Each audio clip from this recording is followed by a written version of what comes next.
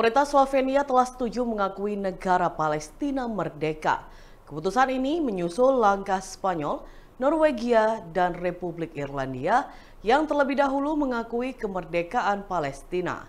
Keputusan Slovenia disampaikan Perdana Menteri Robert Golob pada Kamis 30 Mei 2024. Namun keputusan ini masih membutuhkan persetujuan parlemen negara anggota Uni Eropa yang akan melakukan pemungutan suara pada pekan depan.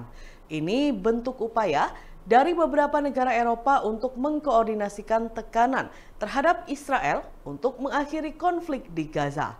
Golob juga menyerukan penghentian segera permusuhan antara Israel dan Hamas di Gaza dan pembebasan semua sandera. Langkah pemerintah Slovenia langsung direspon oleh Menteri Luar Negeri Israel Katz. Ia berharap anggota parlemen Slovenia menolak mosi tersebut. Diketahui Spanyol, Irlandia, dan Norwegia secara resmi mengakui negara Palestina pada 28 Mei lalu. Keputusan itu pun membuat Israel marah. Sementara Inggris dan Australia mempertimbangkan untuk mengakui negara Palestina.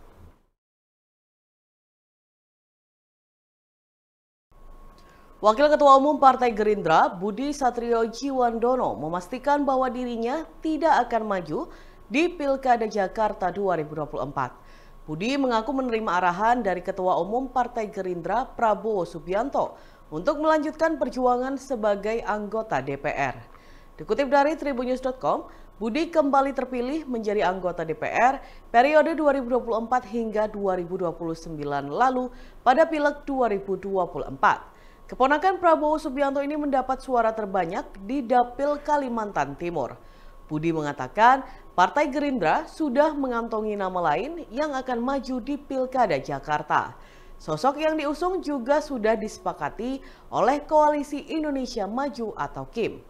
Saat ditanya siapa sosok yang dimaksud, Budi menyebut namanya akan segera diumumkan. Sebelumnya, Ketua Harian DPP Gerindra, Sufmi Dasko Ahmad, mendorong Budi maju di Pilkada Jakarta. Menurutnya, Budi cocok dipasangkan dengan Ketua Umum PSI sekaligus putra Presiden Jokowi, Kaesang Pangarep. Diketahui baru-baru ini media sosial dikejutkan oleh unggahan foto baliho Budi Satriojiwandono dan Kaesang Pangarep untuk Jakarta 2024. Salah satu pengunggah postingan itu adalah artis tersohor Raffi Ahmad melalui akun Instagramnya pada Kamis 30 Mei 2024. Dalam unggahan tersebut, Budi Satriojiwandono yang saat ini merupakan Wakil Ketua Umum DPP Partai Gerindra didapuk sebagai calon Gubernur Jakarta, sedangkan Kaesang menjadi calon Wakil Gubernur Jakarta. Wakil Ketua Umum Partai Gerindra, Habibur Rahman pun buka suara terkait munculnya baliho tersebut. Ia menerangkan baliho itu adalah bentuk aspirasi rakyat. Menurutnya, sangat wajar jika rakyat mendorong keponakan Prabowo itu untuk maju dalam Pilkada Jakarta 2024. Meski begitu, hingga saat ini Gerindra belum memutuskan sosok yang bakal diusung di Pilkada Jakarta sebagai calon Gubernur Jakarta. Habibur Rahman mengatakan, pihaknya masih menunggu keputusan resmi dari Prabowo sebagai Ketua Umum Gerindra.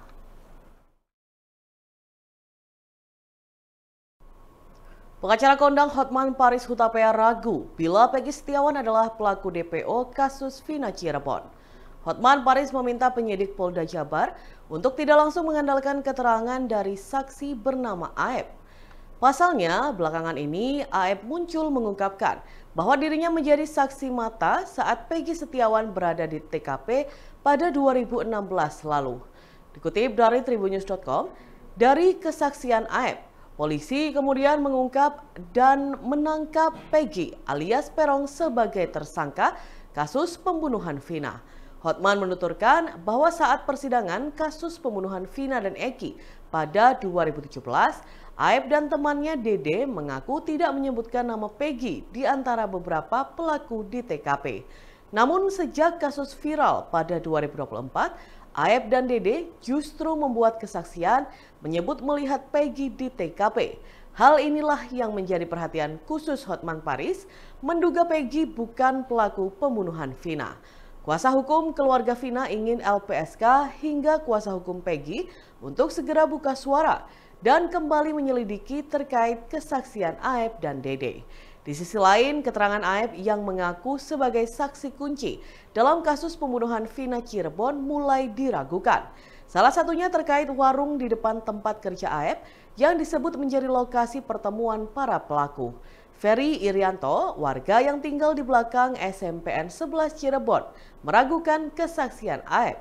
Ia mengatakan bahwa di tempat kerja Aep tidak ada warung saat itu. Hal ini bertolak belakang dengan kesaksian Aep yang menyebut warung di depan tempat cuci mobilnya digunakan untuk nongkrong para pelaku. Ferry menyebut ada warung di depan MAN 2 Cirebon, namun lokasinya cukup jauh dari tempat cuci mobil.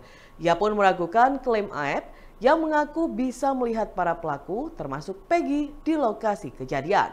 Ferry juga menyoroti gerak-gerik Aep saat menjelaskan kesaksiannya kepada media. Menurutnya, besar kemungkinan Aep berbohong karena terus mengenakan masker. Hotman 911 kuasa hukum keluarga almarhumah Vina kasus Cirebon. Peggy yang disebut sebagai DPO yang tertangkap dijadikan tersangka dengan didukung oleh kesaksian dari Aep dan Dede yang katanya tadi malam dilakukan prarekonstruksi. Mohon perhatian dari penyidik Polda Jabar. Kalau sekarang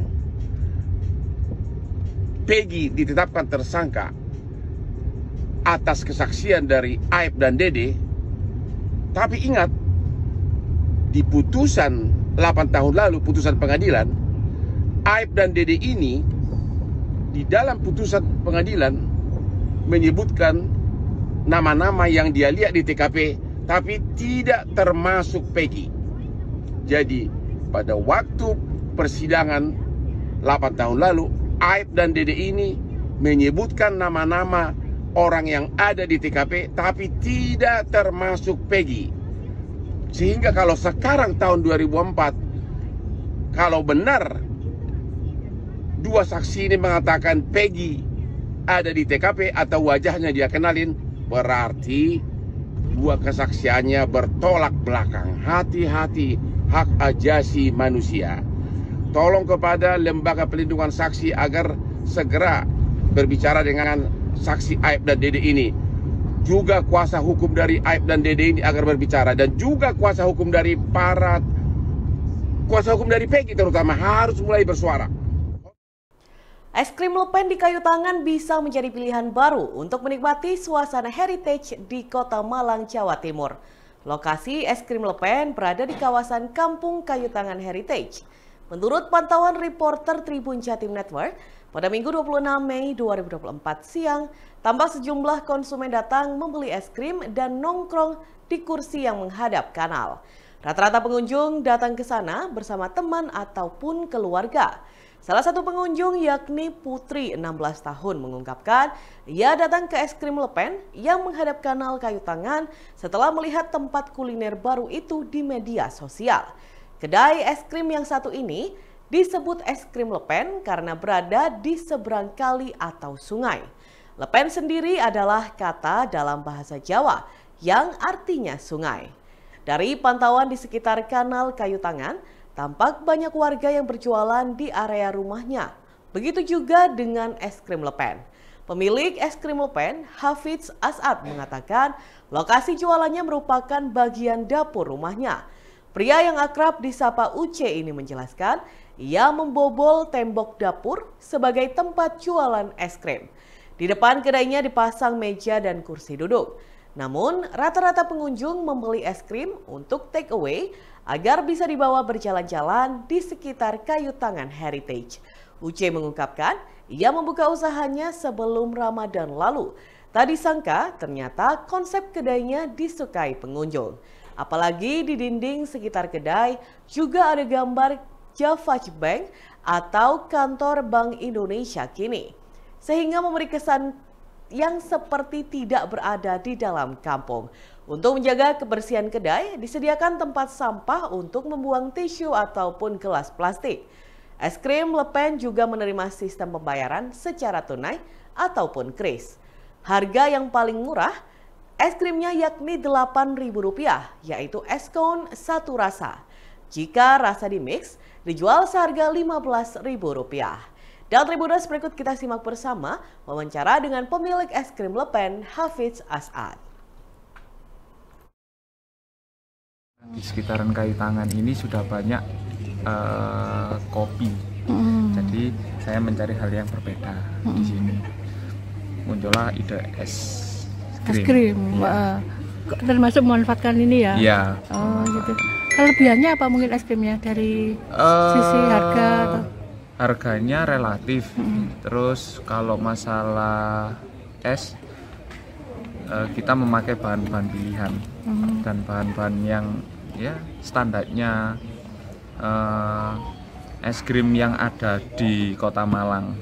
Bikin sendiri? Bikin sendiri. Oh, ini berarti buka mulai kapan, Mas? Baru buka kisaran sebelum puasa. Oh, sebelum puasa. Ya. Terus trennya gimana sejauh ini respon Alhamdulillah, masyarakat? Banyak pengunjung dan masyarakat yang datang ke sini ya, nongkrong atau menikmati kafe ini. Iya. Objek wisata Bozem Jambangan akan dibuka oleh pemerintahan Kota Surabaya pada akhir Juni mendatang.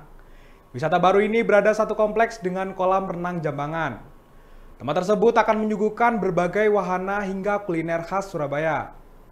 Wali Kota Surabaya Eri Cahyadi mengatakan konsep wisata di Bozem ini akan terintegrasi dengan kolam renang.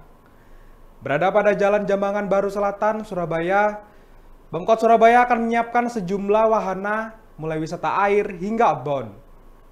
Nantinya, pengunjung dapat menikmati perahu kayu ataupun sepeda air. Di samping Bozem, Pemkot Surabaya juga menyiapkan wahana kereta yang nantinya berjalan mengelilingi Bozem. Tidak hanya itu, CRI juga akan menyediakan wall climbing, flying fox, hingga area outbound. Pada akhir pekan, juga akan disiapkan wisata berkuda dengan rute mengelilingi Bozem. CRI menambahkan, tempat ini akan sangat nyaman untuk dikunjungi, khususnya bagi masyarakat di sisi Surabaya Selatan. Tak cukup di situ, ada sejumlah spot foto yang disiapkan untuk mengabadikan momen-momen bersama orang-orang terdekat. Tak cukup di situ, ada sejumlah spot foto yang disiapkan untuk mengabadikan momen bersama orang-orang terdekat. Hiasan cat mural juga akan mengelilingi pagar dinding di sekitar Bozem. Untuk menambah kenyamanan, Pemkot Surabaya juga akan memperbanyak pohon rindang. CRI menjelaskan, tempat tersebut juga bisa untuk berolahraga, seperti jogging, dan rencananya akan dibuka dari pagi hingga malam hari. Ia melanjutkan, jika di sini tak hanya wisata wahana, pihaknya juga akan menyiapkan sentra UMKM yang dapat dinikmati masyarakat dengan beragam kuliner yang dijajakan. Dan Tribuners, mari kita simak bersama wawancara dengan Wali Kota Surabaya Eri Cahyadi. Di posisi ini nanti ada juga busem yang kita buat untuk sepeda air. Nanti sekitar busem itu juga ada kereta api yang memutari busem. Jadi anak-anak kalau ingin wisata naik kereta bisa diputar busem. Nanti kita juga kerjasama dengan yang berkuda, mungkin Sabtu Minggu nanti, Sabtu Minggunya dia bisa berkuda memutari busem. Juga ada wall climbing yang kita letakkan di sana, juga ada outbound-nya untuk anak-anak yang kita siapkan di ujung. Jadi ada tambahan-tambahan itu yang saya konsep untuk secara terintegrasi ya. Jadi selain busem ada kolam renang yang dibuat tempat wisata. Jadi sekalian itu, jadi insya Allah tadi banyak hal. Kalau kemarin kita kan konsennya ke kolam renang sama busem, tapi hari ini saya lihat ini banyak potensi yang bisa dikembangkan di sini. Sehingga wisata yang untuk tempat berenang dan wisata yang untuk di Surabaya Selatan bisa terfokus di sini. Itu dibuka bersamaan atau bertahap, kolam renang dulu atau seperti apa? Bersamaan. Dan nanti insya Allah di akhir Juni itu kita akan buka bersama. Dan dibuka kolam renang toh, enggak kasih sing dandan-dandan di hati. Jadi kalau semuanya nanti semua di bulan Juni itu, di akhir Juni semuanya sudah. Download Tribun X sekarang, menghadirkan lokal menjadi Indonesia.